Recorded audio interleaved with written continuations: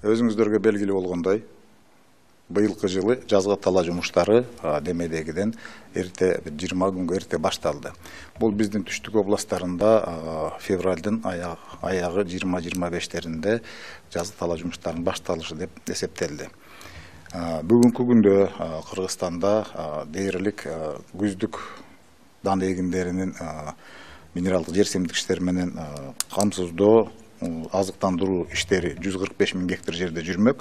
Ал жумуштар алдыга жылып баратат. Графиктен, бекитилген графиктен дагы алдыга кетип баратат. Жер айдообуз болсо 614 000 гектар жерде быйылкы жылы өткөзүлүш керек. Ошол түштүк региондорунда 20%га алдыга кетип баратат. Болбосо ошол 70 былтыркы убакка караганда 40 000 гектар жерге көбүрөөк жер айдоо жумуштары жүрдү.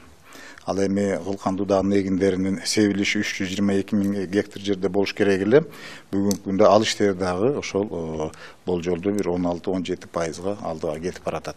Бул эмнени билдирет? Быйылкы жылда жаздын келиши менен биздин дыйкандар жумуштарын эрте баштап, эрте бүтүргөнгө мүмкүнчүлүк түзүлдү дегенди айтат.